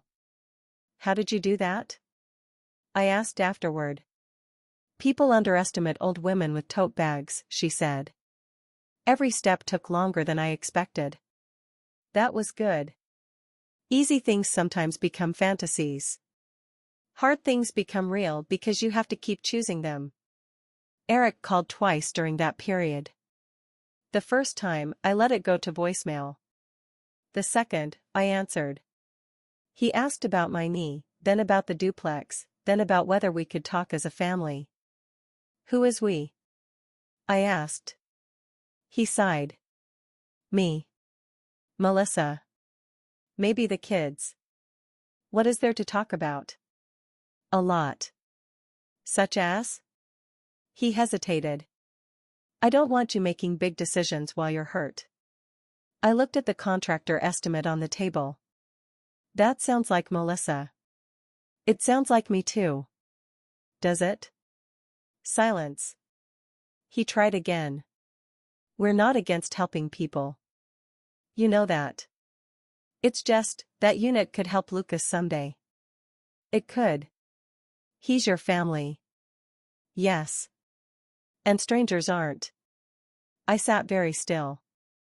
There it was, the old trap, polished into concern. "Eric," I said, when I was the stranger in a rehab room, who came. He did not answer. "I love Lucas. That hasn't changed." "I know. But love is not the same as handing over every room I build." "That's not what I'm asking." "What are you asking?"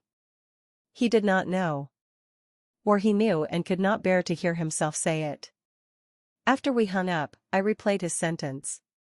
"Strangers aren't." I thought about Mrs. Alvarez asking if anybody knew she was there. About the man down the hall looking for his dog. About Mr. Jenkins at the bank, afraid to sign the wrong thing. About myself in the hospital wheelchair while my family negotiated the inconvenience of my body. People become strangers when no one claims them. That does not mean they were meant to stay that way. The first official referral came in late June.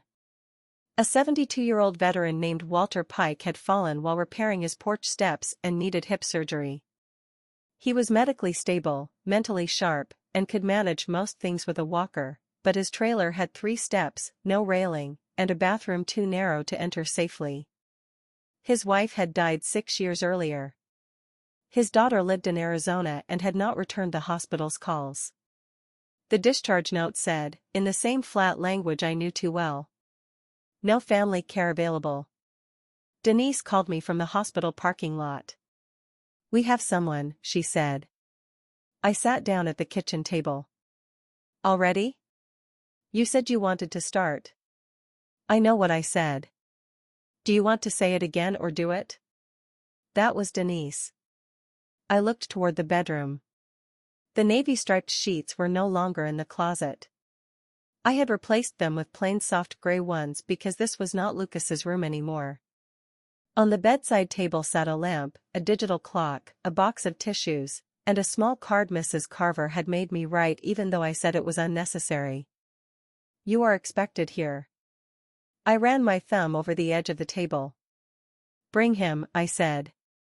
Walter arrived the next afternoon in Denise's car, wearing a plaid shirt, suspenders, and the expression of a man deeply suspicious of kindness. He had a duffel bag, a walker, and a paper grocery sack with his medications inside. "I'm not Charity," he said before he was fully through the door. "No," I said. "You're Walter." He looked at me, unsure whether that was a joke. I showed him the bedroom, the bathroom, the kitchen shelf marked with his name. Mrs. Carver had stocked the refrigerator with soup, eggs, fruit, and enough yogurt to feed a daycare. Mr. Alvarez came down to explain the thermostat. Gail, the retired nurse who refused titles, reviewed his medication list. Walter watched all of us with narrowed eyes. Finally, he said, "What's the catch?" I knew exactly what he meant. When you have been unwanted long enough, care feels like a contract you have not read carefully. "No catch," I said. "How much?" "Nothing for the first 2 weeks. After that, if you need longer, we talk." "Who pays?" "People who think nobody should recover in a place that makes them worse." He looked away. His jaw worked. "Hospital said I had no family." "I know. I have a daughter." "I know. She's busy." I nodded. He looked back at me. "You judging her?" I thought about Eric. Melissa. My own years of excuses. "No," I said. "I'm making sure her being busy doesn't become the reason you fall in your bathroom." Walter grunted. That was the closest thing to acceptance he had. His first evening was hard. Not because he was difficult. Because he was prepared to leave at any sign of inconvenience. When the soup was too hot, he apologized. When he dropped a spoon, he apologized. When Gail reminded him to take the stool softener with his pain medication, he apologized to the stool softener. At 8:30, I found him standing in the hallway with one hand braced against the wall, trying to carry his own water glass. "Walter." He froze like a boy caught stealing. "I didn't want to bother anybody." "That is the sentence we are trying to cure." He frowned. you got rules about water? Yes. The rule is that if you are walking with a new hip and a water glass, somebody gets to fuss. He gave me a look.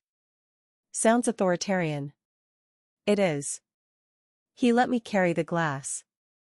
After everyone left and Walter settled into the bedroom, I stood in the hallway and listened. Not spying. Listening the way caretakers listen, for a fall, a dropped glass, a cough that sounds wrong. After a while, Walter called out, Nora? Yes? This lamp work? I stepped into the doorway. He was sitting on the edge of the bed, hand on the switch. It does. He turned it on. Warm light filled the room. He looked at the card on the bedside table. You are expected here. He did not mention it.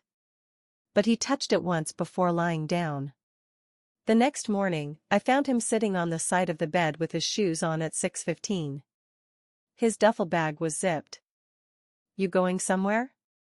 I asked. He looked embarrassed. Wasn't sure what time I had to clear out. Clear out? Some places want the bed back before breakfast. I stood in the doorway and felt something old twist inside me. Walter, I said, breakfast is why we bought the second chair. He stared at me. Then he looked toward the small kitchen table, where I had set 2 bowls, 2 spoons, and the coffee pot. He did not cry. Men like Walter often do not. But he unzipped the duffel bag and took his slippers out again. That was enough. 2 weeks after Walter arrived, Lucas came to the duplex. He did not sneak this time. Eric dropped him off and waited in the car. I saw them from the front window. They spoke for a moment before Lucas got out. Eric looked toward the house, then away. He did not come to the door. Lucas carried a toolbox. Dad said you might need help with shelves, he said. Did he? No. Mrs. Carver did. Dad just drove me. That made me smile. Come in. Walter was in the living room doing his physical therapy exercises with the seriousness of a man preparing for combat.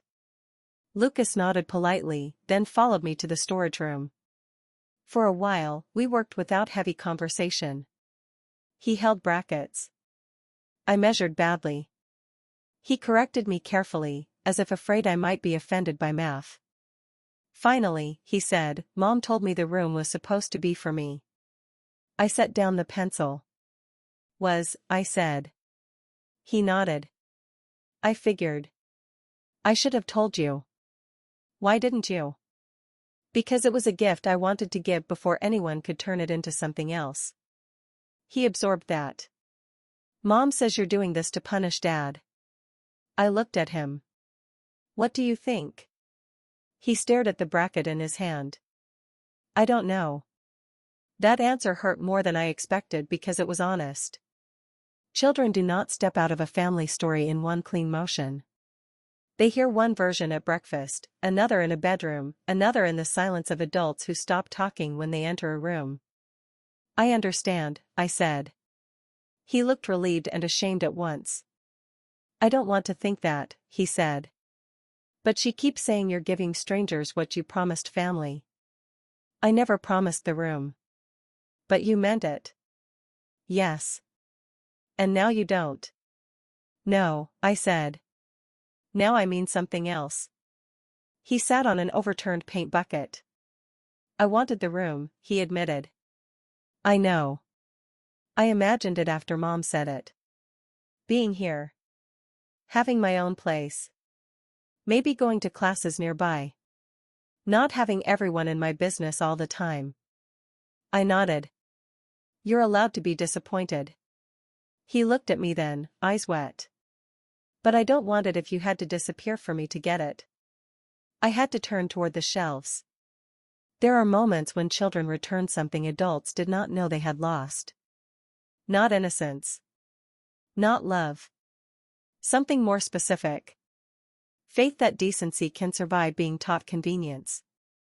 You did not cause this, I said. I know. Do you? He nodded, though his face was still uncertain. Dad said he's trying to fix things. Good. Are you going to let him? I picked up the pencil again. Fixing things is not the same as wanting things to feel better. Lucas thought about that. What does he have to do? The truth, without asking someone else to soften it for him. He nodded slowly. Then, after a moment, he said, I can come Saturdays. If you need help here.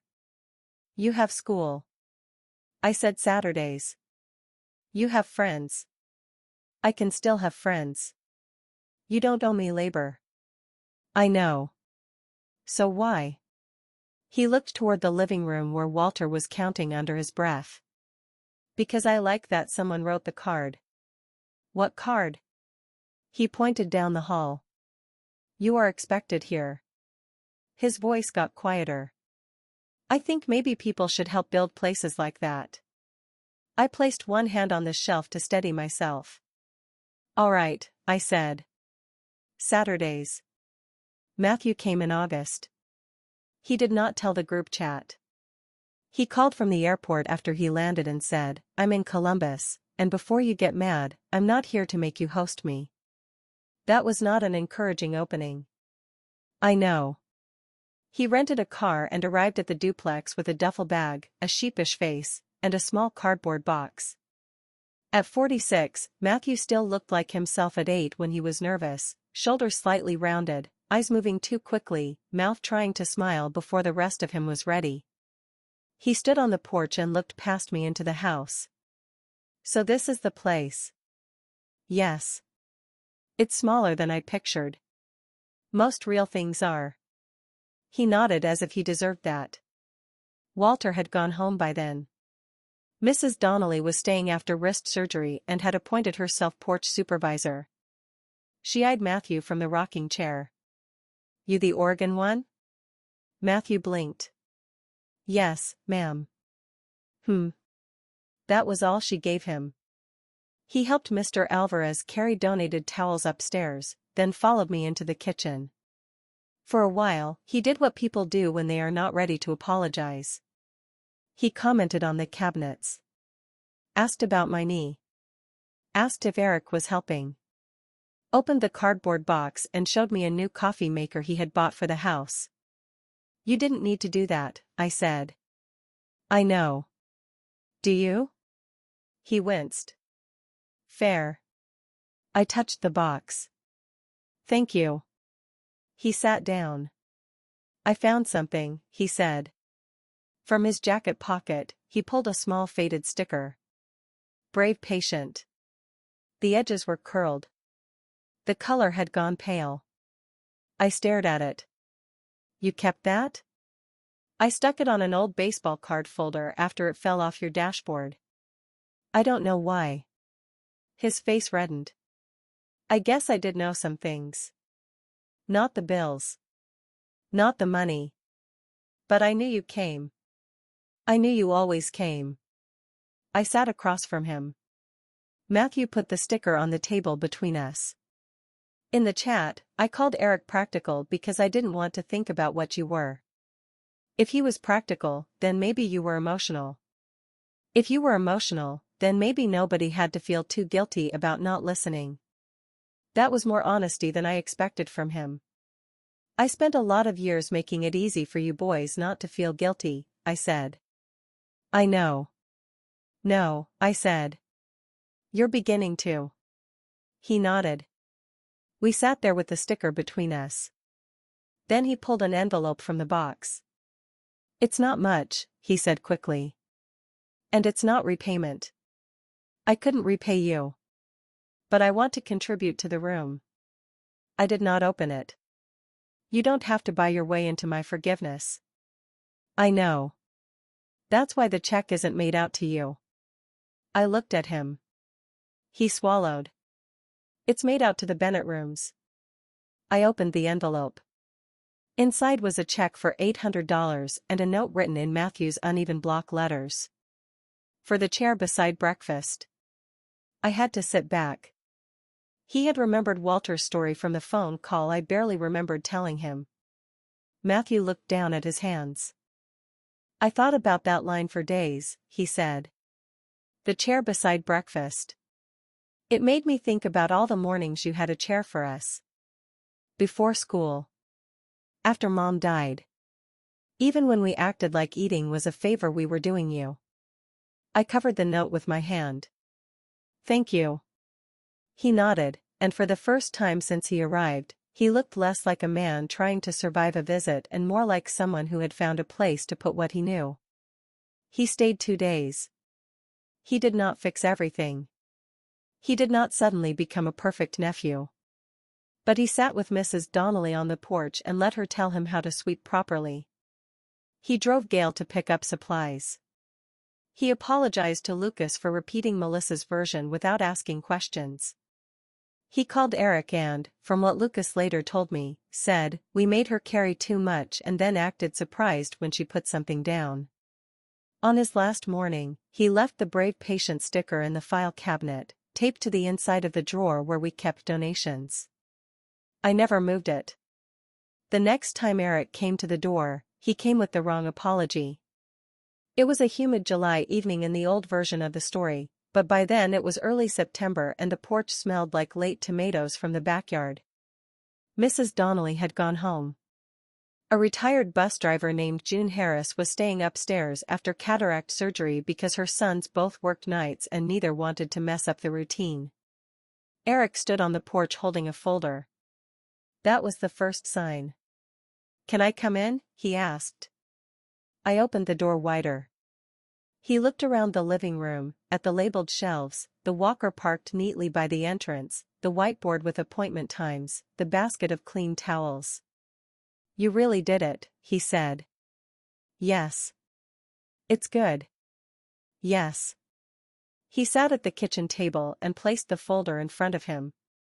I talked to Melissa, he said. I assumed. We think maybe it would help if we all sat down with a mediator. A mediator. Not like legal. Just someone neutral. Maybe Denise, or a pastor, or someone from family services. So everybody feels heard. I looked at the folder. What's in there? He glanced down. Just notes. Things Melissa wanted to make sure we discuss. Of course. His face tightened. Aunt Nori, I'm trying. No, I said quietly. You're trying to make the room comfortable enough that nobody has to stand in the truth for too long. He looked wounded. That's not fair. There's that word again. He pushed the folder away. What do you want from me? I wanted you to speak when I could not stand up. He looked down. You keep bringing it back to the hospital. No, Eric. I keep bringing it back to the moment you saw clearly and chose comfort. His mouth opened, then closed. For once, I did not help him. He left 20 minutes later with his folder. No fight. No slammed door. Just a man carrying home the wrong tool for the wrong repair. That night he sent a text. I don't know how to do this right. I did not answer until morning. Start without Melissa's notes. 3 days passed. Then he came again. This time he came alone. No folder. No muffins. No paperwork. No excuse. He stood on the porch holding nothing. Can I come in? He asked. I opened the door wider. He sat at the same kitchen table, but his hands were empty. For a minute, he ran his thumb along a scratch in the wood. I've been seeing a counselor, he said. I had not expected that. I'm glad. Melissa thinks I'm making her the villain. Are you? No, he looked up. I'm trying to stop making you the cushion. That sentence was not polished. That was why I trusted it more. He continued, after Mom died, everybody talked about how much you helped us. But I don't think I understood what help meant when it never stopped. It became, the air. I didn't thank the air. I sat across from him. You were a child. I'm not now. No. His face tightened. At the hospital, I knew Melissa was wrong. I knew it while she was saying it. I knew when the nurse checked the box. And I let it happen because I thought I could apologize to you later and you'd understand. I thought you would rather be hurt than make conflict. I looked at him for a long moment. That was not an unreasonable assumption. He closed his eyes. I hate that. So do I. He nodded. I'm sorry. I know. I'm sorry without asking what I still get. That was new. I felt it move through me, not as forgiveness, not yet, but as recognition. A real apology does not arrive with a grocery list. I appreciate that, I said. He looked toward the hallway. Lucas is different with me now. How? He asks questions. He doesn't let me get away with easy answers. That sounds uncomfortable. It is. He smiled faintly. Probably good. We sat quietly. Then he said, Melissa wanted to come. I waited. I told her no. That may have been the first boundary Eric ever set in my defense. I did not clap for it. Small steps are still steps, but adults do not deserve parades for learning not to step on people. I'm glad you came alone, I said. He nodded. Before he left, he stood in the doorway of the recovery room. The bed was made for the next guest. The card sat on the bedside table. A pitcher of water waited beside it. Eric read the card. You are expected here. His face changed. That's what you did for us, he said. I stood beside him. Yes. He wiped his eyes. I'm sorry I made you need it from strangers. I thought about correcting him. They're not strangers. But I understood what he meant. When he left, he did not kiss the top of my head. He hugged me carefully, asking first if my knee could handle it. That mattered. A month later, Melissa came. She did not call ahead. I was on the porch shelling peas with Mrs. Donnelly, who had come back to fold towels and supervise everybody despite no longer being a guest. Melissa pulled up in her SUV and sat in the driveway for almost 3 minutes before getting out. Mrs. Donnelly looked at me. Trouble? History. Worse. Melissa walked up the path wearing sunglasses too large for her face. Nora, she said. Melissa. She glanced at Mrs. Donnelly. I was hoping we could talk privately. Mrs. Donnelly stood with her bowl of peas. I suddenly need to inspect the refrigerator, she said, and went inside. Melissa remained at the bottom of the porch steps. She looked thinner. Less polished. Or maybe I had stopped seeing polish as proof of anything. I owe you an apology, she said. The sentence was correct. The tone was the question. I waited. She took off her sunglasses. I handled the hospital badly. I said nothing. I was overwhelmed. That's not an excuse. I'm trying not to make it one. Eric has made it very clear that I tend to turn discomfort into logistics. Despite myself, I almost smiled. That sounds like Eric's counselor. It is. She looked toward the recovery room window. I was jealous of you. That I did not expect. She swallowed. When I married Eric, everyone had Nora stories. Nora saved the school play costume. Nora knew what Eric ate when he was sick. Nora came when Paul disappeared. Nora paid for things nobody talked about. Nora knew where the Christmas ornaments came from. Even my children had Nora stories before they had many stories about me. Her voice tightened. I told myself you were intrusive. That you made yourself necessary. That you kept records to stay important. It was easier than admitting you had been important before I arrived. I looked at her carefully. That may explain some things. I know it doesn't excuse them. No. She nodded as if she deserved that. At the hospital, I saw a chance to draw a line. To make our house ours. To make Eric choose the family he had now. The words hurt, but they had the shape of truth. And did he? I asked. She looked away. For a few weeks, yes. There was no triumph in her voice. I'm sorry, she said again. Not because of the duplex. Not because Lucas is angry with us. Not because people at the community center look at me differently. I'm sorry because you should not have had to watch me measure your value while you were in a wheelchair. That sentence reached me. I did not want it to. But it did. Mrs. Donnelly's peas clicked softly into the bowl inside the kitchen. The afternoon air smelled like cut grass and rain. Thank you, I said. Melissa nodded, eyes wet. Can I ask what happens now? I knew what she meant. With us. With family dinners. With Lucas coming here. With whatever version of closeness could exist after a person had said the quiet part in a hospital room and signed it with paperwork. I don't know, I said. She looked disappointed, but not surprised.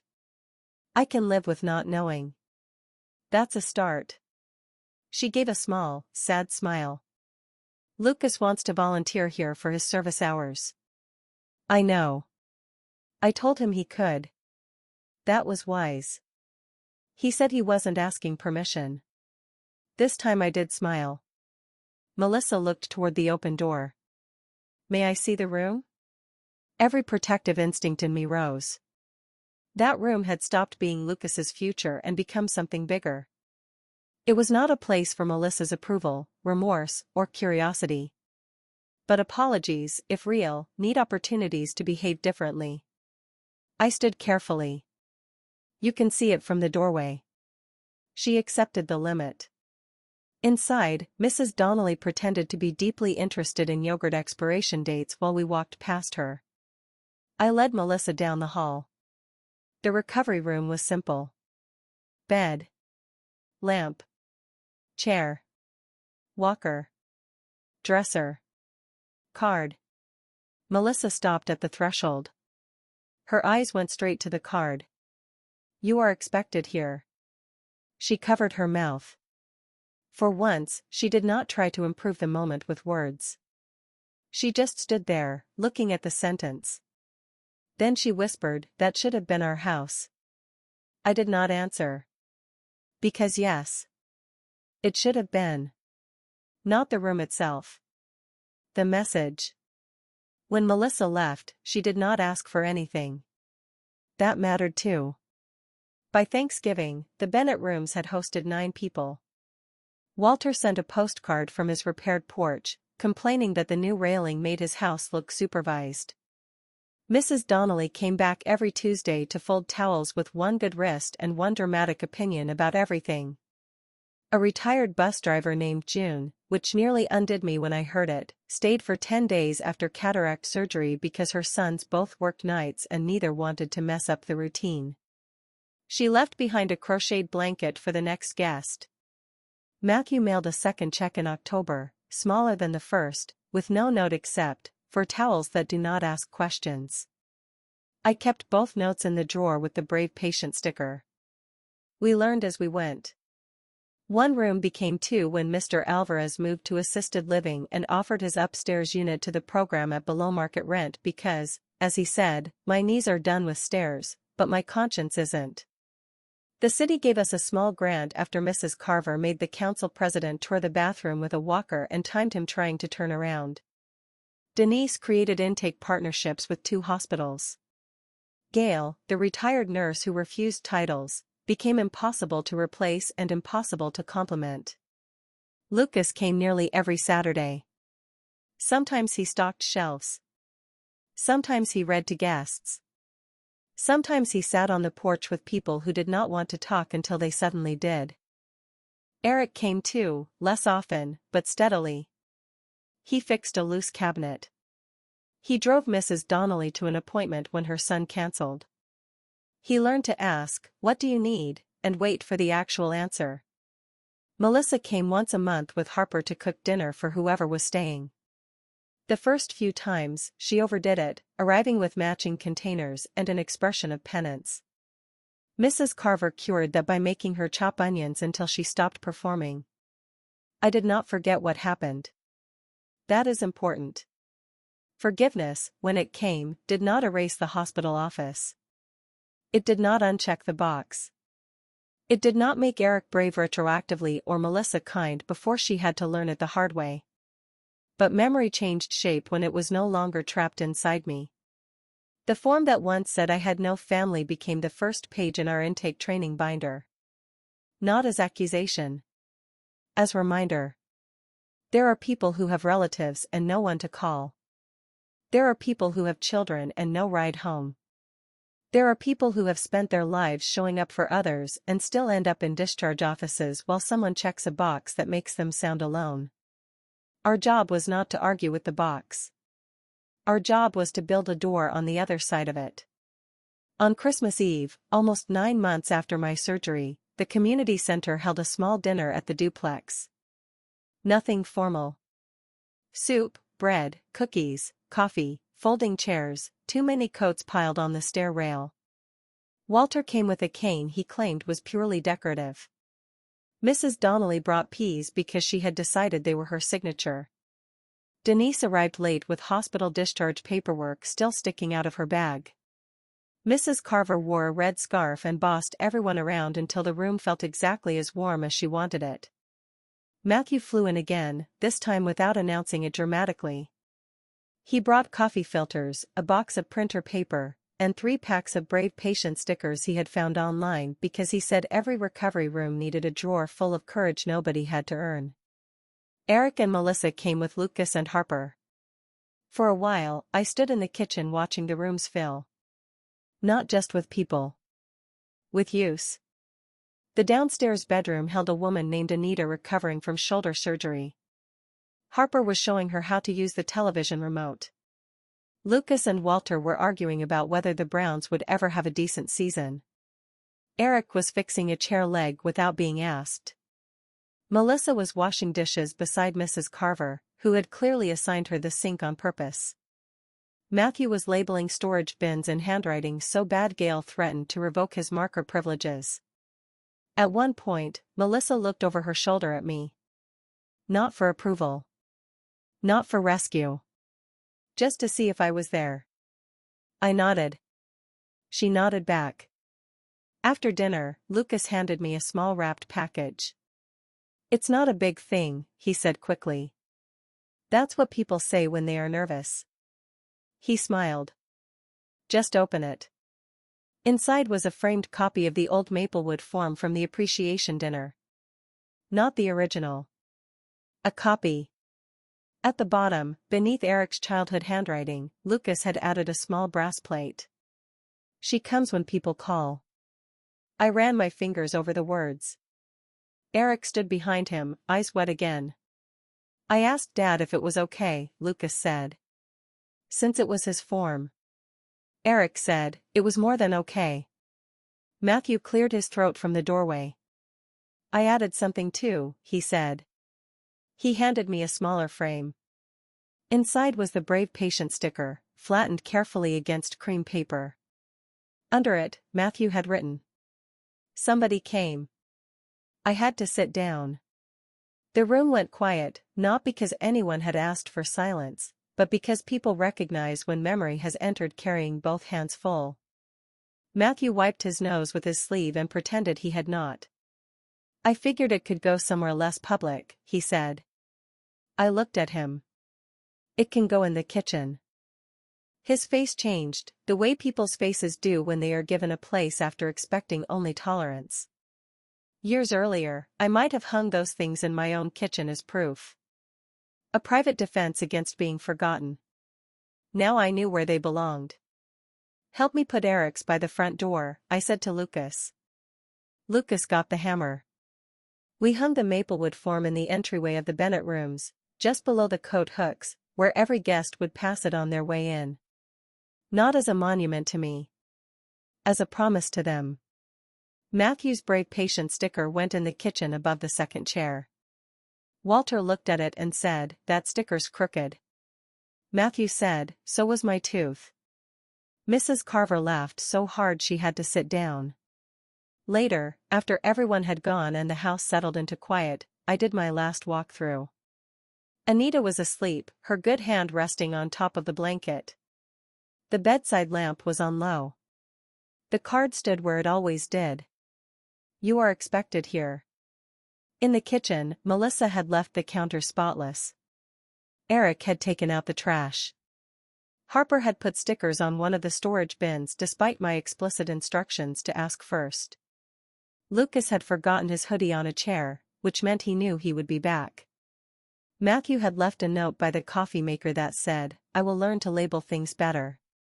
Probably. I stood by the file cabinet and opened the drawer. The hospital discharge form was still there in its folder. No family care available. For months, I had thought of that line as the moment I lost something. A place. A role. A belief. But the truth was more complicated. That line had not taken my family from me. It had shown me where I had been trying to survive on crumbs and call it a meal. It had forced me to stop measuring love by how much I could endure quietly. It had made me build something I could stand inside without asking anyone whether I deserved the space. I closed the folder and placed it behind the newer files. Walter Pike. Anita Reynolds. Carol Donnelly. June Harris. Names of people who had arrived with careful faces and left walking a little steadier, not only because their bodies had healed, but because someone had prepared a room before they came. Then I turned off the kitchen light and stepped onto the porch. Snow had started falling. Softly, almost politely. Across the small front yard, the old swing moved in the wind. I still had not taken it down. Maybe I never would. Some things could remain after their original purpose had passed. A car slowed at the curb. For a second, I thought it was Eric coming back for Lucas's hoodie. But it was Denise, dropping off one more folder even though she promised herself every week she would stop working after 6. She rolled down her window. Hospital called, she said. Possible guest for Friday. 79. Gallbladder surgery. No safe stairs. Daughter in Florida. I laughed. Bring the file tomorrow. She looked at the house, at the lit bedroom window, at the frame by the front door visible through the glass. You know, she said, when I first met you, you kept saying you didn't want to cause trouble. I remember. You caused a lot of it. Good. She grinned and drove off. I stayed on the porch until the cold reached my knees. Inside, the house hummed quietly. Heat in the vents. Pipes in the walls. Someone sleeping safely in a room that had once been meant for one boy and had somehow become bigger than all of us. My phone buzzed. A text from Eric. Lucas left his hoodie. We'll get it tomorrow if that's okay. Merry Christmas, Aunt Nori. A second later, another text came. Thank you for still leaving the door open. Then one from Matthew. I made it to the hotel. The coffee maker is better than yours. Don't tell Mrs. Carver. I read all 3 messages twice. Then I set the phone in my pocket and went inside. I did not answer right away. Some doors stay open without needing to be announced. Some love returns slowly, carrying tools instead of excuses. Some rooms are not given back to the people who failed to make space for you. They are built wider. I checked on Anita one last time, straightened the card on her bedside table, and turned the lamp down just a little. Then I walked to the front door, where the framed school form hung in the entryway. Trusted adult to contact first, Nora Bennett. Relationship, family. Reason, she comes when I call. Below it, the brass plate caught the light. She comes when people call. In the kitchen, above the second chair, Matthew's sticker waited under glass. Somebody came. I touched the front door frame once. Not because I needed proof anymore. Because proof, after a while, can become a blessing. Then I locked the door for the night, left the porch light on for morning, and walked down the hall toward my own room, past the room where someone else was learning that being alone on a form did not mean being alone in the world.